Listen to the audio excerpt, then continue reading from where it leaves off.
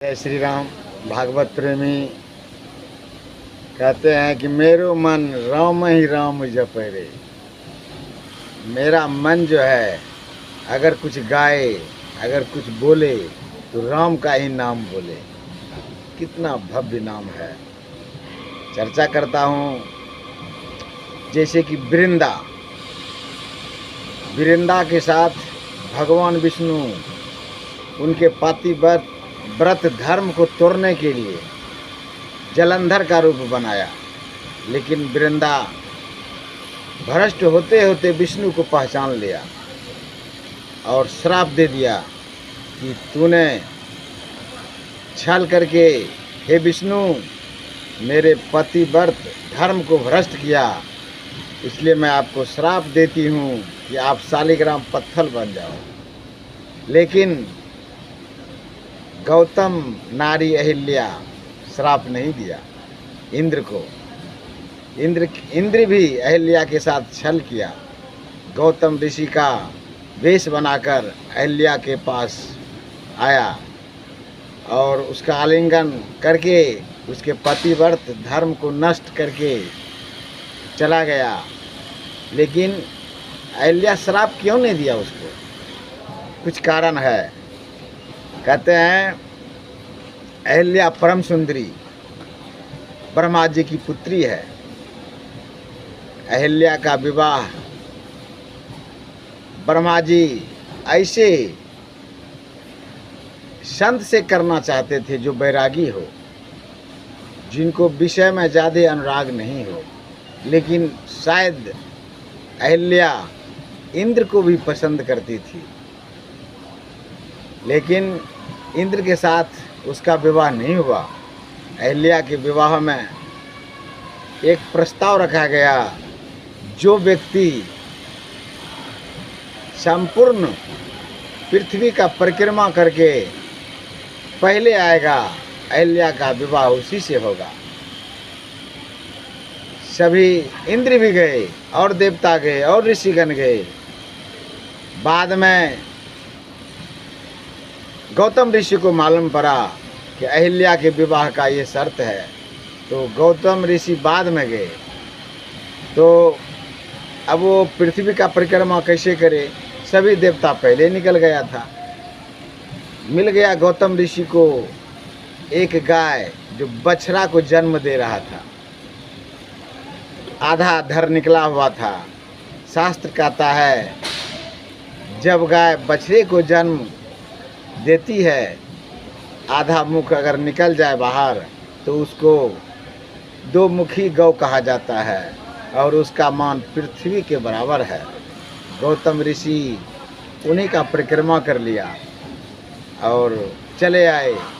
जब सब देवता एक जगह एकत्रित हुए तब फैसला हुआ गौतम ऋषि जो दो मुखी गाय का परिक्रमा किया वो पृथ्वी के परिक्रमा के बराबर है। इसलिए गौतम ऋषि का विवाह अहिल्या के साथ हो गया।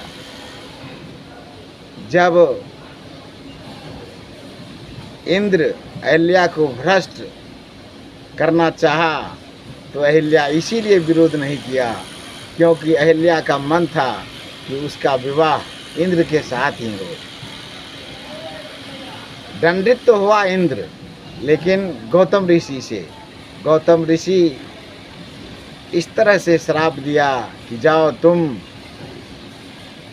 स्त्री के पीछे काम वासना में इतना लीन रहते हो तो तुम्हारे शरीर में पूरा इंद्री ही हो जाए।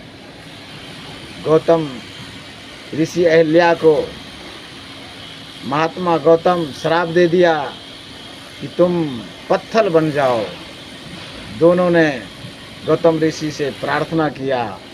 तब गौतम ऋषि को दया आ गया और अहिल्या को बोला, देखो जब प्रभु श्री राम जनकपुर जाएंगे इसी रास्ता से होकर, उन्हीं के चरण कमल पड़ने से तुम्हारा उद्धार हो जाएगा। और आज भगवान श्री राम जनकपुर जा रहे हैं। जब गौतम ऋषि के आश्रम से गुजरा, वह वीरान जंगल सुनसान, जहाँ किसी प्रकार का जीव जंतु पशु पक्षी नहीं है।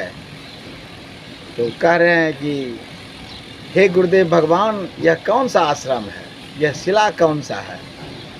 तब भगवान विश्वामित्र परमात्मा श्री राम से कहते हैं कि गौतम नारी श्राप बस, अपल देह धरि धीर, चरण कमल रज चाहती, कृपा करहु रघुवीर। हे राम, यह गौतम की पत्नी अहिल्या है। यह अपने पति से श्रापित होकर पत्थर बन गई। यह तुम्हारे ही चरण रज का प्रतीक्षा कर रहा है।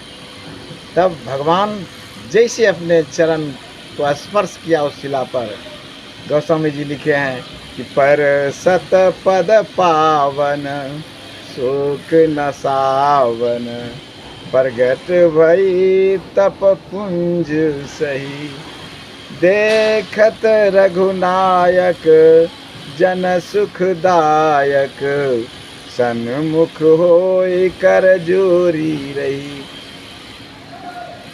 जब भगवान का दर्शन हुआ अहिल्या को, तो अपने पति के श्राप को कहते हैं, मुनि श्राप जो दिन्हा, अति भल किन्हा, परम अनुग्रह मैं माना। यह पतिदेव, आपने जो मुझे श्राप दिया था मेरे ही कल्याण के लिए, आप ही के श्राप के कारण मैं आज परमात्मा श्री राम के सामने प्रकट हूँ, खड़ा हूँ। मैं अपने दोनों सजल नेत्र से उनका दर्शन कर रहा हूँ। इन्हीं शब्दों के साथ वाणी को विराम। 2 बार श्री राम जय राम जय जय राम। बस यूं ही कहते हैं, मेरो मन राम ही राम जपे रे। आपका मन राम के ही नाम का जाप करे तो अच्छा है, बाकी संसार झूठा। कहते हैं, उमा कहूँ मैं अनुभव अपना, सत्य हरि भजन जगत सब सपना। जय श्री राम, राधे राधे।